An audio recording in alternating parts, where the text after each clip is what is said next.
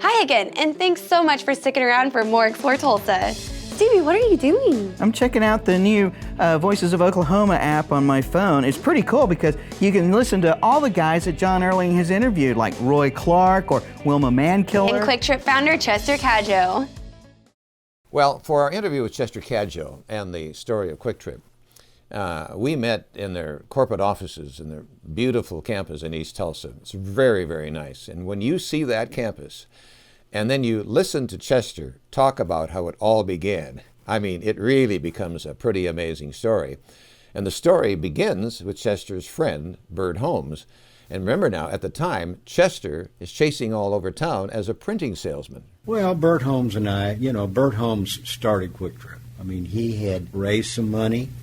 He had asked 2 or 3 other people if they would like to be the president of QuikTrip and work the night shift and, get started and all that sort of thing. And all of them had better jobs than I did, and they didn't want to do that. And I just jumped on it. I mean, it was like, because I had these rules. I had the rules that it had to be simple because I didn't know anything. Had to be low cost because I didn't have any money.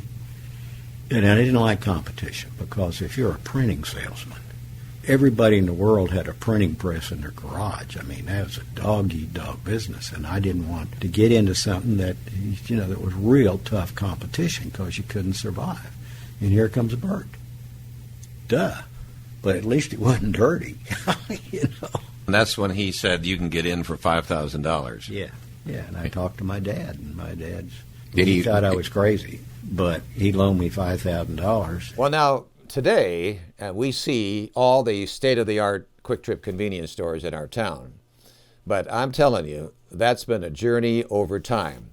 And what I want you to do is listen to Chester talk about the very first QuikTrip store. It was in 1958, and it was located at 53rd and Peoria. It was horrible. We had used fixtures because that was cheap. We had used frozen food boxes that Birdseye must have invented. I mean, they were clank, clank, clank, clank. They were they were terrible. The whole store was terrible. The cooler was too small. It was a joke. It was a fairly good location over time because that was sort of the end of Tulsa. There were some stores out beyond there, and I'd worked that area as a Fuller brush man. But it was really slow. And they closed the road in front of the store going into winter, which is the wrong time of year. Well, anyone living in Tulsa in the 70s will surely remember QuikTrip and their advertising campaign.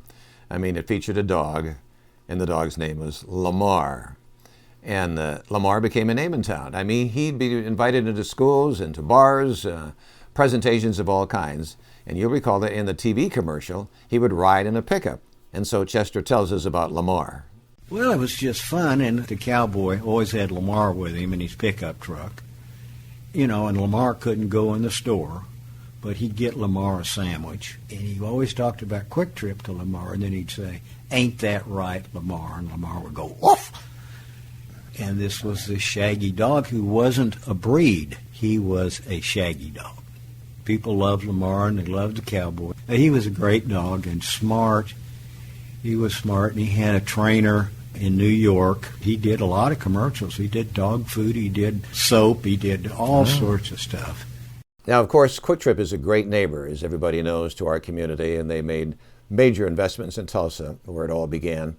And then they have given liberally back to this town, which has been so good to them. And one of those investments, many of us drive by every single day, is at 41st and Riverside Drive.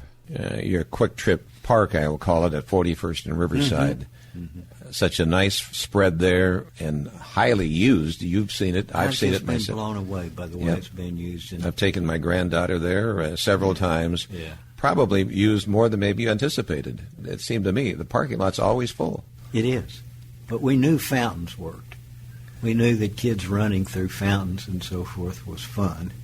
And I used to have to run through a sprinkler. So think how much. Right. What a ride it's been for you. Yeah. It's better to be lucky than smart. Better to be lucky than smart? Well, in the case of QuikTrip, it's been both luck and a lot of smarts that has made this company grow. And QuikTrip, as you know, has been recognized as one of Fortune magazine's 100 best companies to work for since 2003. All of us here in Tulsa are very, very proud of QuikTrip.